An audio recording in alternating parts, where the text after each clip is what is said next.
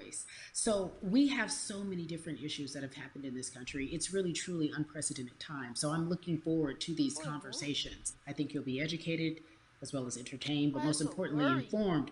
We have morethanavote.org, whenweallvote.org, and fairfight.com. Those resources are imperative as we try to change our future.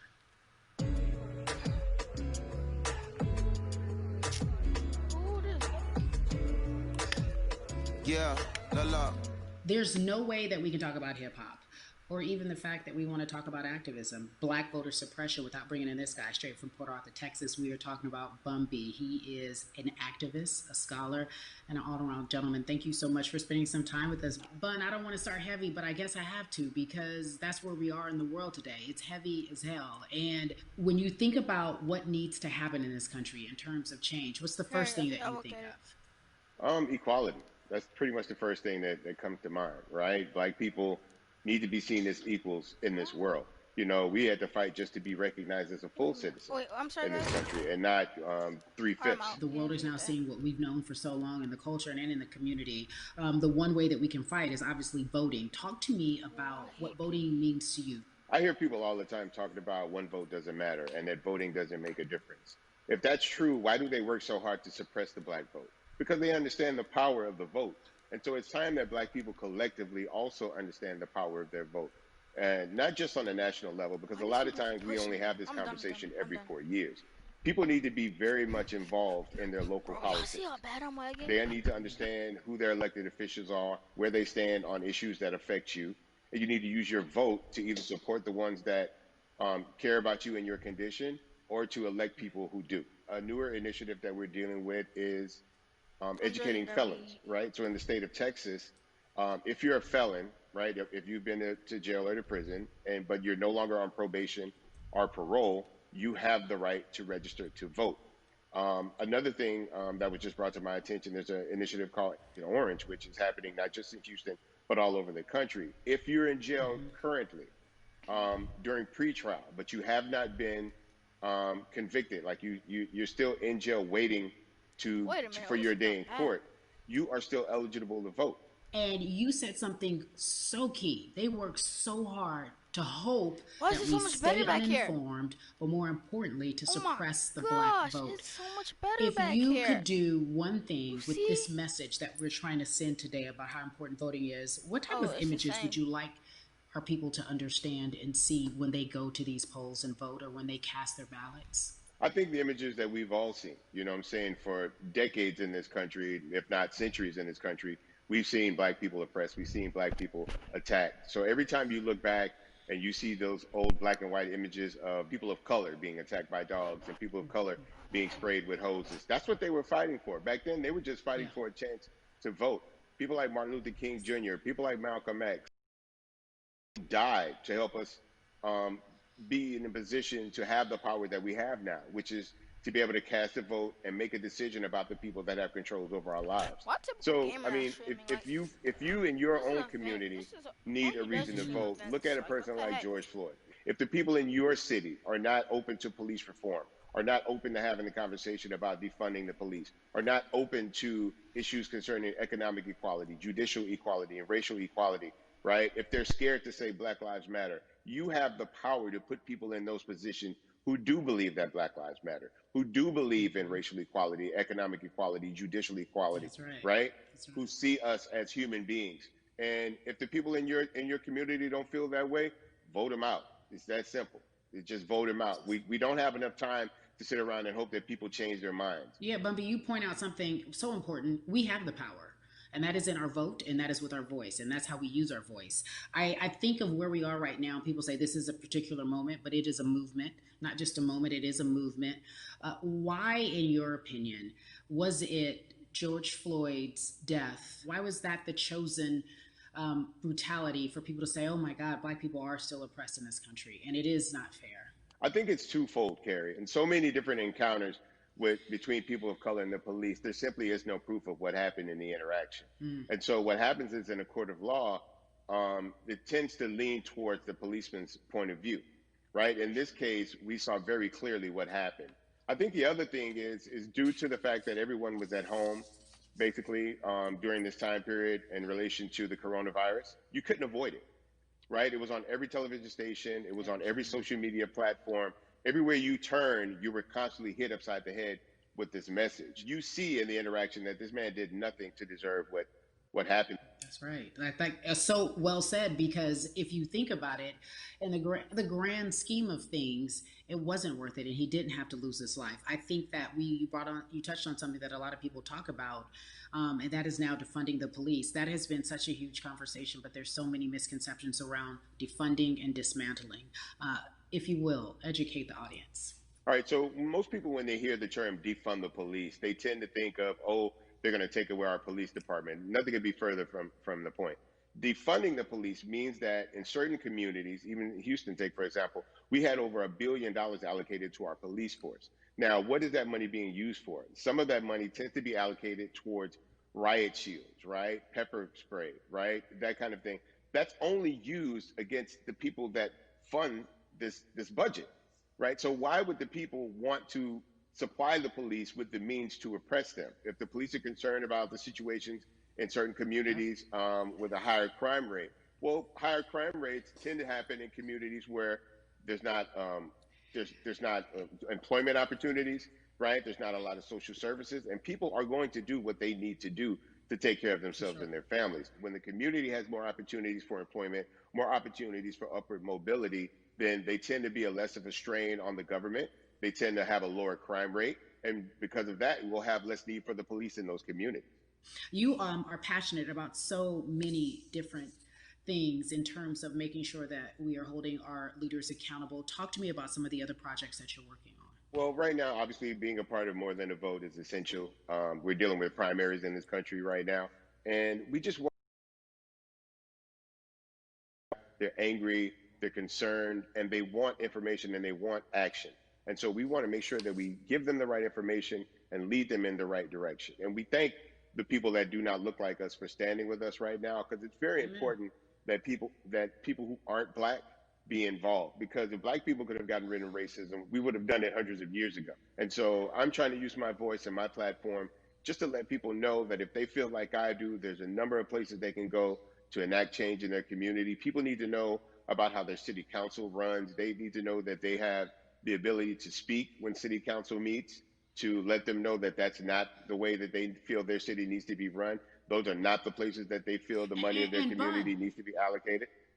And Bubby, even a step further, they can run for office in their local community. They can run for positions. Like, people act like they leave it up to somebody else. If you're upset, it's not hard to get on the school board. It's not hard to be a part of the city council. It really isn't. And depending on how small your town is, you could be a mayor. The power is with the people. And we need to just know that that's happening. Absolutely. And it's always been with the people. You know, if you look at Trayvon Martin's mother, Sabrina Fulton, right? She felt that there was a system of racism and a system of oppression that led to her son's death. And so what did she do? She ran for city council, and she was elected city council. Our own former president, 44, Barack Obama, right, started in the community as an activist, ran for an elected position, became senator, ran for another elected position, and became president of the United States. So don't think that you can't make a difference. You know what I'm saying? You don't need a lot of money. You don't need a lot of power. Your voice is enough to make a difference. Amen. I feel like I need to go out and run for something. You gave me a rousing speech there, sir. I'd be remiss if I didn't ask you this. When I talk to my brothers, I have to ask you, as a Black man, how are you doing? Are you okay? I'm good. I'm good. I have a very strong relationship with God, so prayer definitely works for me. I have children and grandchildren who are watching me, who are encouraged by what I do, and they're proud of me right now, you know, and that's really what matters, you know. The change starts at home, you know, so as long as you have a support system that believes in what you're doing and supports you in what you're doing, you have everything you need to go out there and fight the good fight. And for those that don't, there's a community of people here to help you. So you can go to places like morethanavote.org. There are many different places that will encourage you, inform you, and they will put you with groups of people that feel like you, that are ready to take action. So no one has to go about this alone if they want to do it. Yeah, we're stronger together. People have been saying it, but that has much more meaning now that we are in our movement, not just this moment. Bumby, it has been an education, always a pleasure. Thank you so much. I appreciate you. Keep fighting the good fight. Keep up the good fight.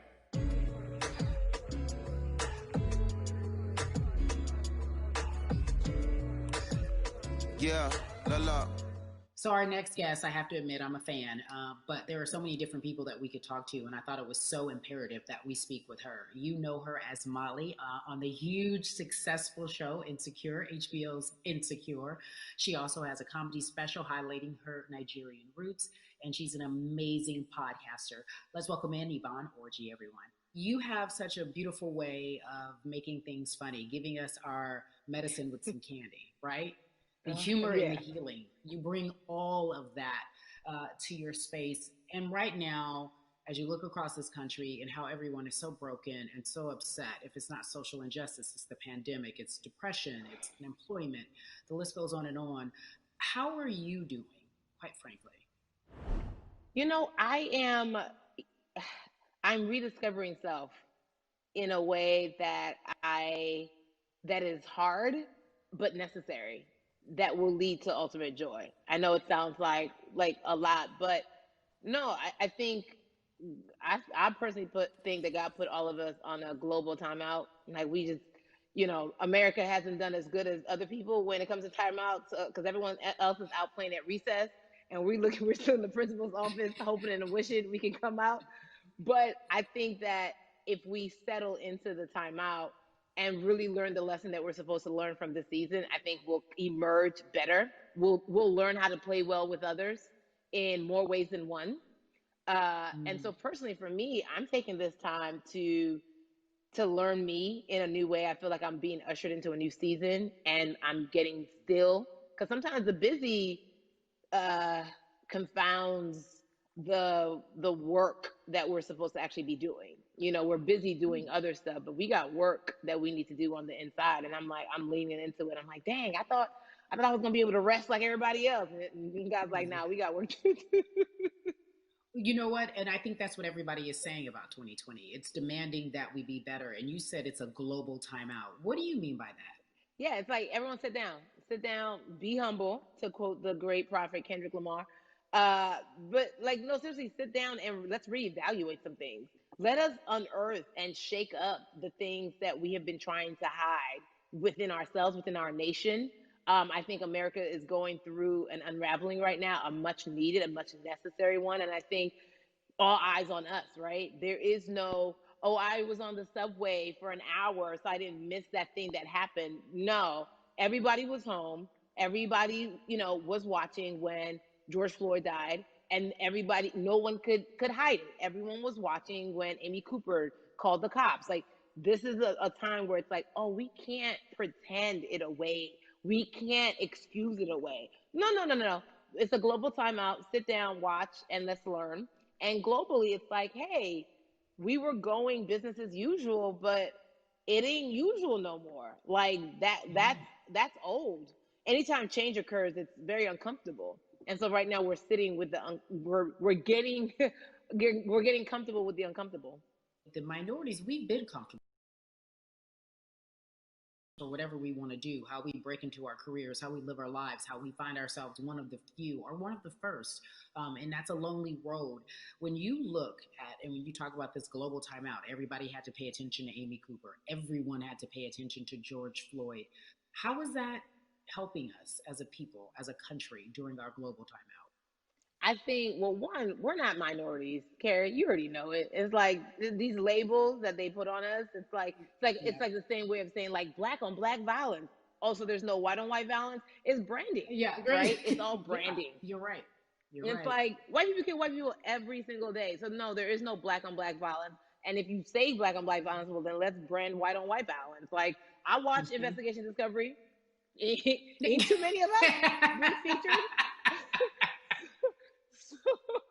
So I just even like, but to answer your question, what does that do? I think what everyone expected is what has happened in the past when the world was still open, right? In that, okay, you had everyone from Trayvon Martin to Castillo to Sandra Bland. You had all of these lives lost, and Black people made some noise.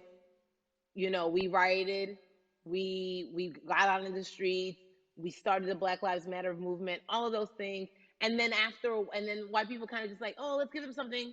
And then it's just like, is it over? it's like Oscar is so black. Okay, okay, good. We gave some Oscars. Are we good now? Like, are we even? Hmm. And it's now it's just Hmm. like, oh no, no, no, no, no. This is not about like a band-aid. It's like, yo, we might have to amputate the leg a little bit, but it's all right because we're gonna by amputating the leg, we're gonna save the body. And so I think that's what's happening now. Like America is realizing, like, oh, black people aren't just making a little bit of noise. Like the protests are still out. The conversations are still being had. The change is still being demanded. And I think they're seeing, oh, this is not going no way. And no, it's not because we need systematic change. What a beautiful way to explore what is happening and describe our country. We might have to amputate the leg, but that's to save the body. That's what's happening right now. That's beautiful, Yvonne. And to that end, I have to ask you this because the way that we do that, we use our voice. And our voice right now in this world, in this country, is our vote. And everyone talks about voting and how important it is, but I feel like more than ever, we understand that it's not just about voting every 4 years for the man in office. It's about your local elections. It's about the mayor. It is about the district attorney, the people who have the power to bring charges against police if police brutality is an issue in your community. If you care about your school district, you can run for the school board. I ask this of you, right? Your parents are from Nigeria. You are Nigerian. You talk about that very lovingly. What does voting mean for you? I think voting is power. I remember, I became a naturalized citizen back in the '90s when because I was still a minor. My mom naturalized, and so we were able to do it under her. And just even that power of like we are American citizens and all the access that we have by being citizens. One of those accesses and those access to power being voting. It's a big deal. It's a big deal because not only are we do we have the opportunity to be in this country, but now we can be of the country. We can be of the systems. We can be of the rules. We can be of what it actually affords. But I think going back to your earlier comment about just the setup of systems, I think we are done a disservice. Either it's schools or whatever it is, and I'm not putting teachers on blast. I think teachers do a phenomenal job, but for some reason, we do not, and give them all the raises. I know too many parents who are like, I might, this child of mine, I do love them, but hey, who, where can I drop them off? And I do think that there is a disservice done because, again, when we talk about them, to your point, we talk about every 4 years. It's important to vote for the presidency. We don't realize, like, oh, snap.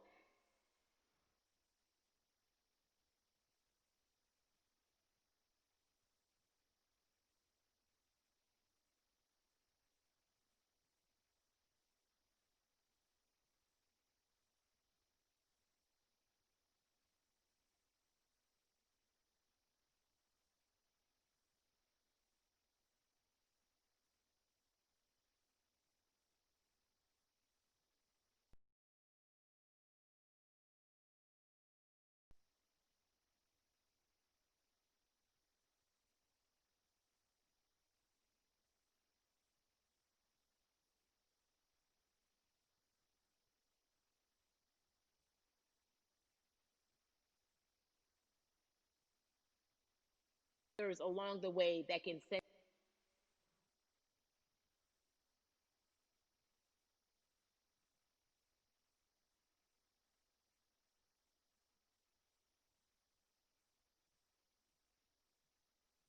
one day when your voice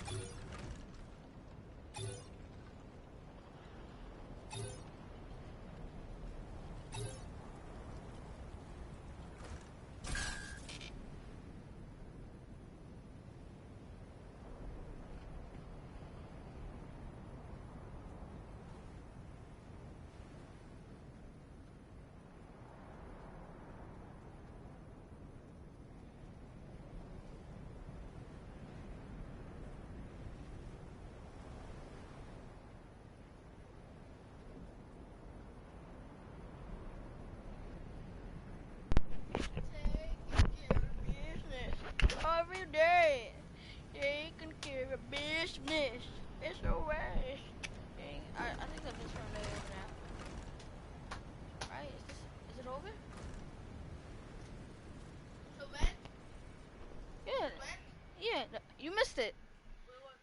I already watched it all.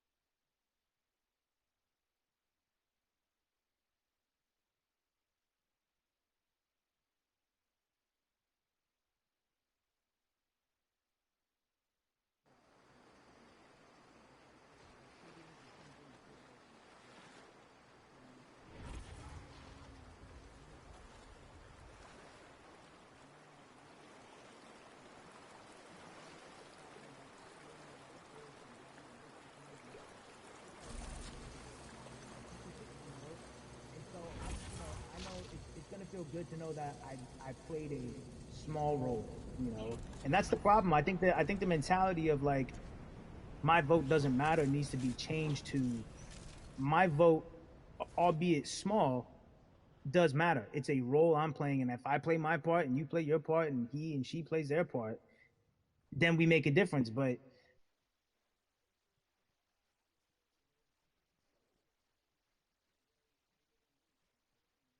when you realize that giving uh, actually feels better than receiving, that's when you Why start would you wanting to deny do your me? part You and you joined. contribute. So voting is an easy Like way to I just been give, looking for my you emote. know. I think I already got it. Yeah. To That's whom much is stupid, given, bro. much is required, and I you've been joined given again a for no huge reason. platform, and we are so grateful for you, Russ. Philanthropist, artist, community activist, first time voter. We appreciate you for doing Yes. this, okay? Thank you. I appreciate y'all.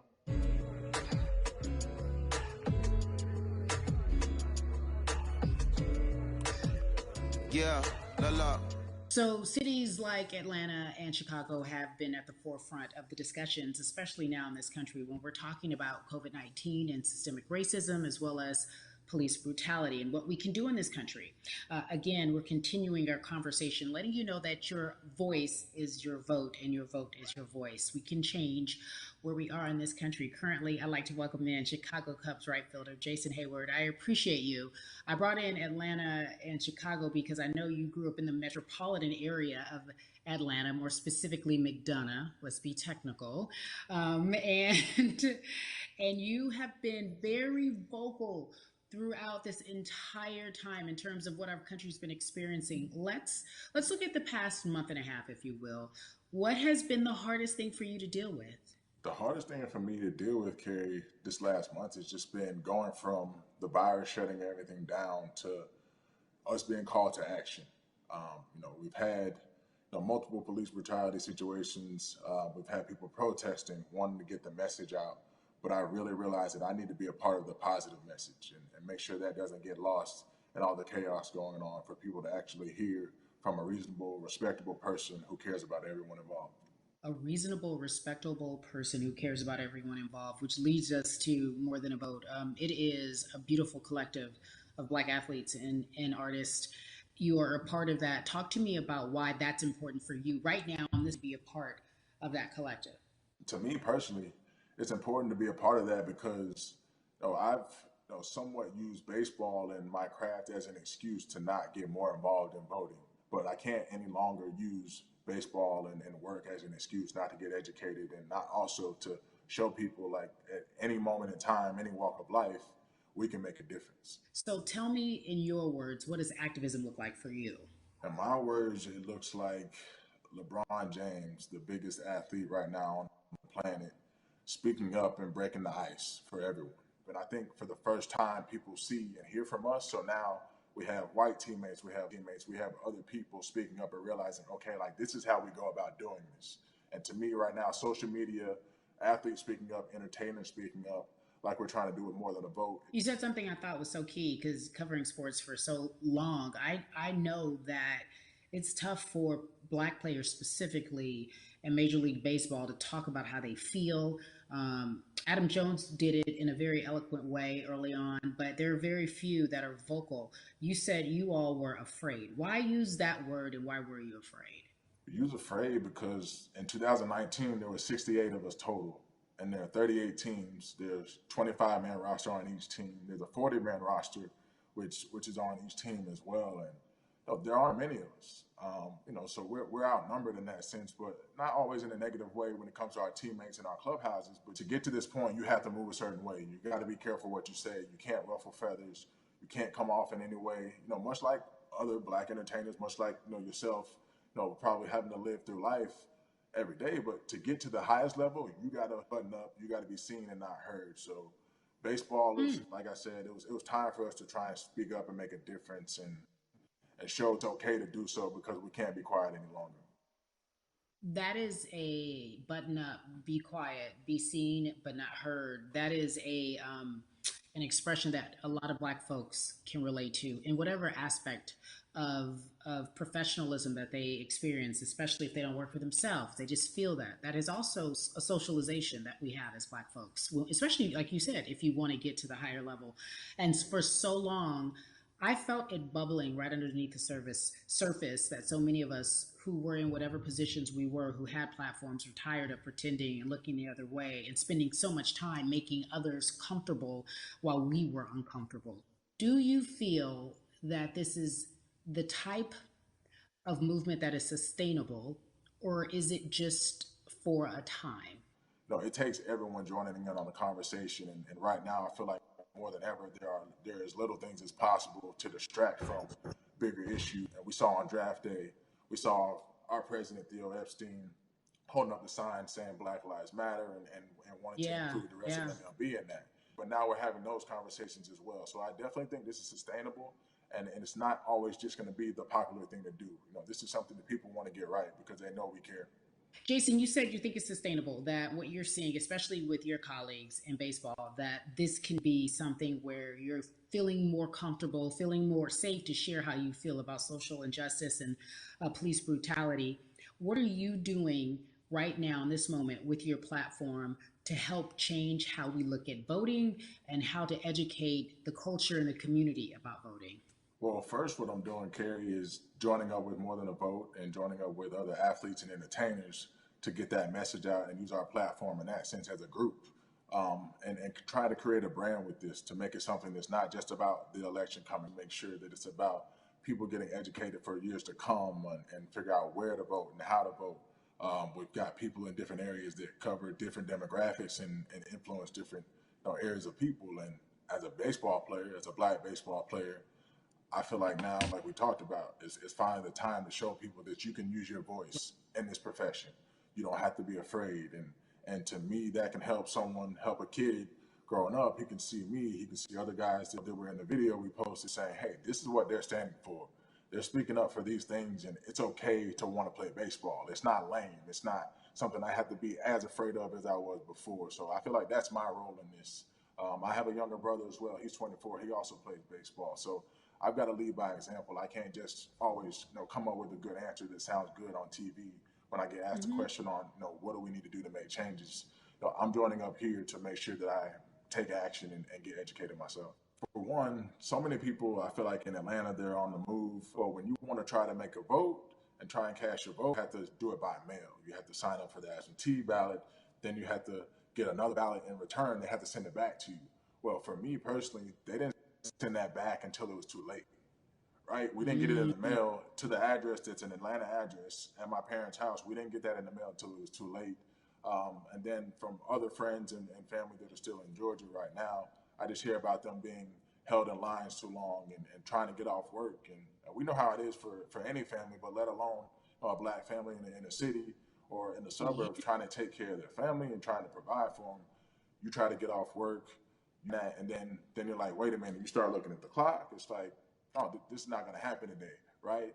And so I saw, Mayor Keisha Bottoms, reach out via social media to people and say, hey, I'm going to address these issues right now. I need y'all to stay in line to cast your votes. Keep hanging in there. So to me in Georgia, that's what that looks like. Well, it's interesting that you even bring that up because there have been all these images specifically from Georgia, because that's such a battleground, where you see people, especially when it came to the primaries, doing whatever it takes. And this is real life voter suppression that you're talking about. It's been happening for decades. It's not fake. What you're saying, these examples of sending you your ballot too late after the fact or shutting down the polls at 6 o'clock while people still are in line, that's a real life issue. There needs to be some type of change. And I think that what we're doing right now is fair. But the idea of voter suppression, do you think that that is well known, especially with folks, within the generation, your generation? I think it's known in our communities, right? I don't think it's spoke on enough. I don't think there's been enough light drawn to it. Bring it to light. Let people hear about it. Let people learn about what that looks like, and get more people to say, okay, look, like this is going to happen. We have to expect this, and we can no longer make the excuse. We can't say they didn't warn us. Jason, everybody knows, or it feels as if everyone knows that the time is now. America's paying attention to us. We have their eyes. We have their ears. If you look toward the future, What are you most excited about in terms of seeing a change? I'm excited about how fast the word is traveling. The word is being spread right now. The biggest athletes, the biggest icons, biggest entertainers are doing their part. But I'm also seeing people out there on the streets doing their part. When so many things got lost, could have very easily got in the commotion when it came to protests, and you saw rioting, you saw looting. People still stood their ground, and people still went out there and said, "Look, we're doing this for the right reasons. We're going to come together. We're going to use drones. We're going to use social medias." I feel like this is a new wave of getting things done the right way and just spreading the message. You right.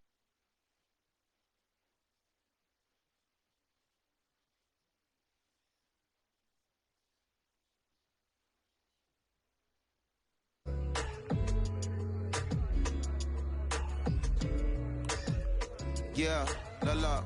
Hey, everybody, I am so excited to welcome a friend, a brother, family member, if you will, former colleague, NBA great, sports analyst, philanthropist. He does it all, and he's here to give us his time and his platform to talk about something that is so important, and that is voting. Everybody, welcome Jalen Rose to We the People.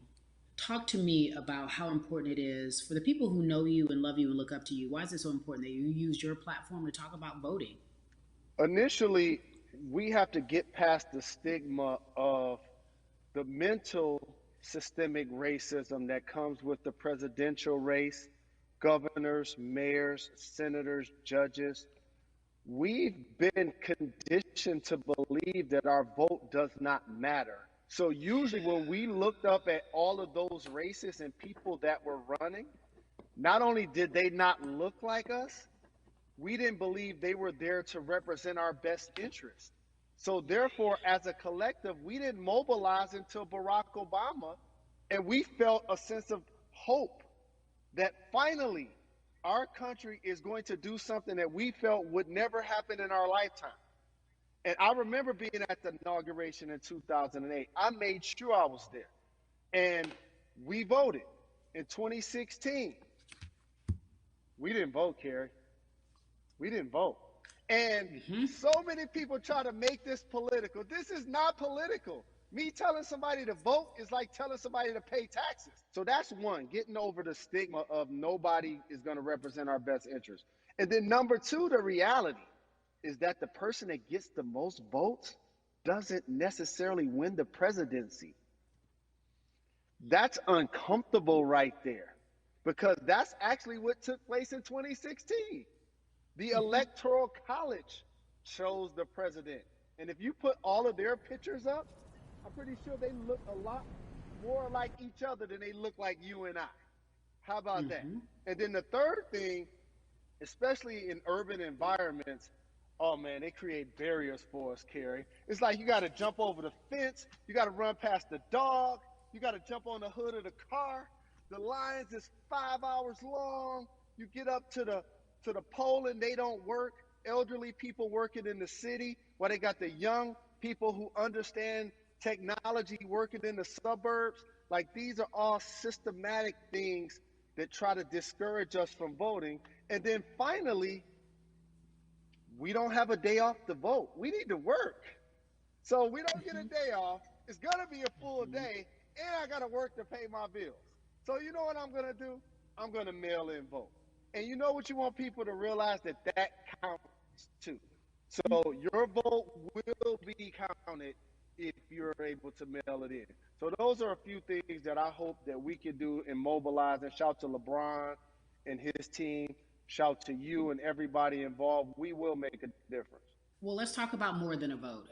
There is a Black collective of athletes, of artists coming together and saying voter suppression is a real deal, especially in the Black community. When you just go vote, and then when we do get in the booth, just in case we don't have to work, do we know who we're voting for? Not only do we have to vote, we got to be educated. And it's not always even about the man who's in office or the woman who's in office for president. It's about your local elections. It's about the people who are your DAs, your state DAs, like the people who actually make change in your community, who will change police brutality, who will make sure that your community is taken care of, who will defund police and hope that they can help you in stopping police brutality. So talk to me about why you decided to be a part of More Than a Vote and what it actually means.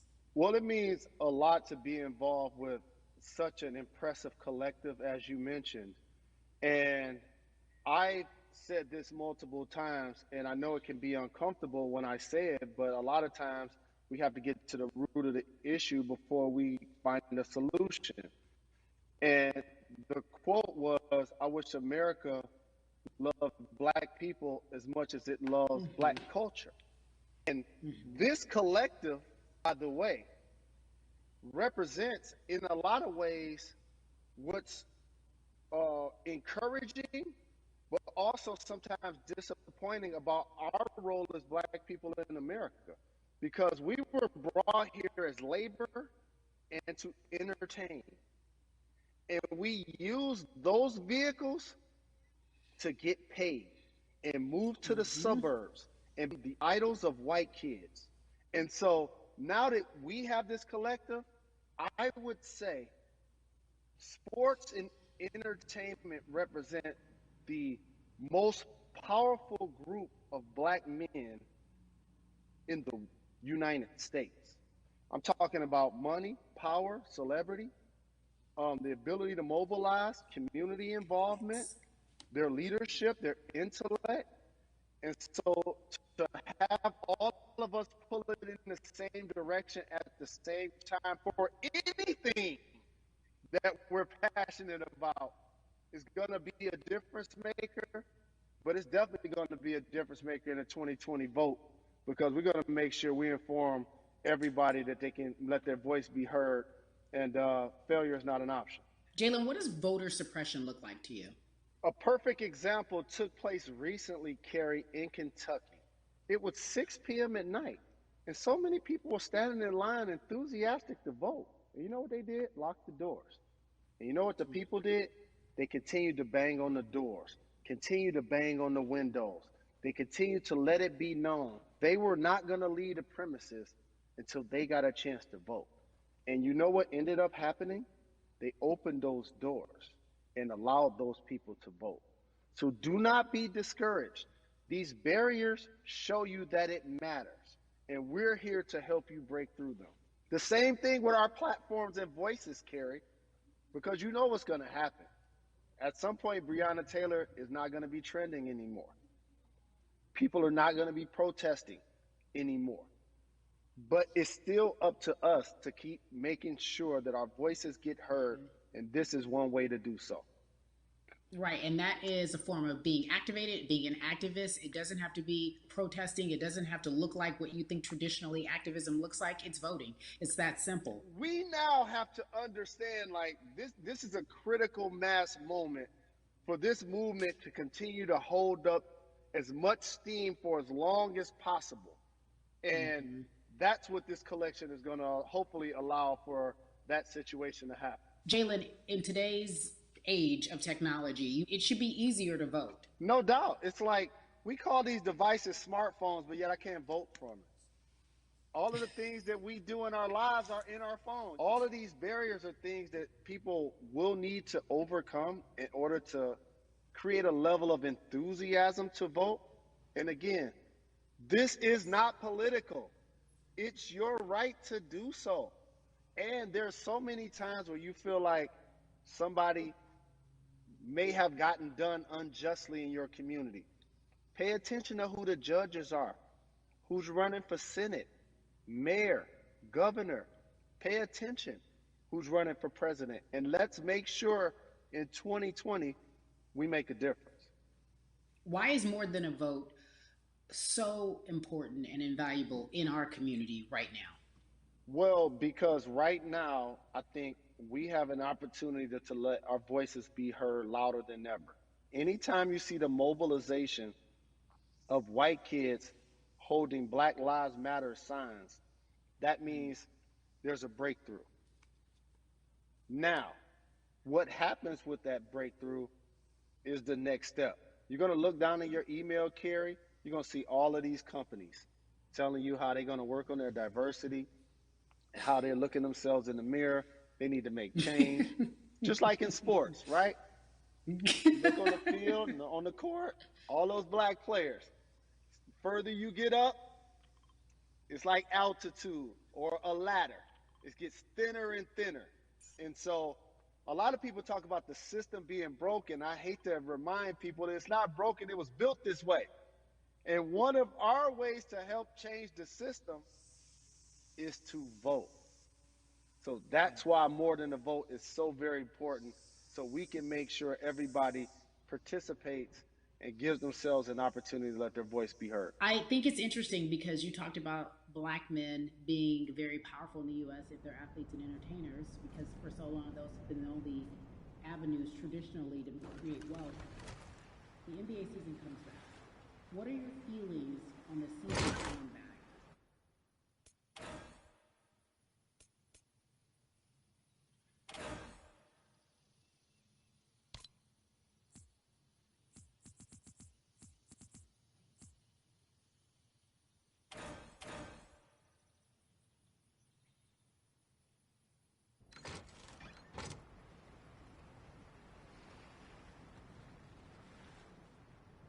As black, that they are now movers and shakers in the game. They're now the dog, not the tail.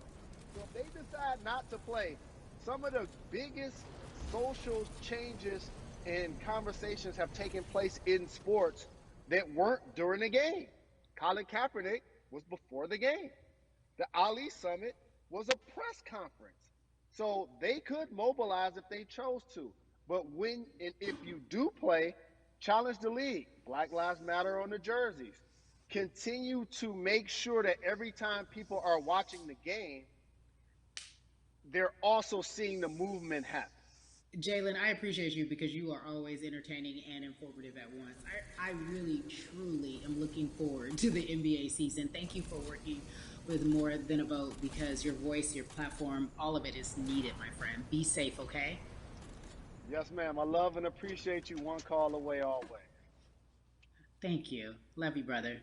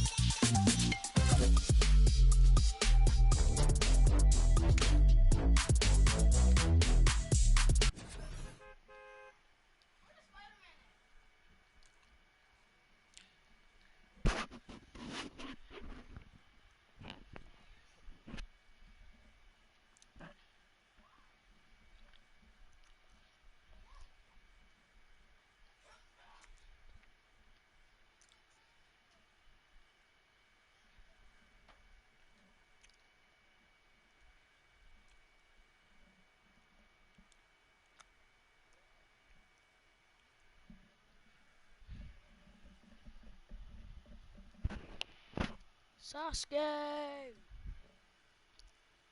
Sasuke. Sasuke. Sasuke.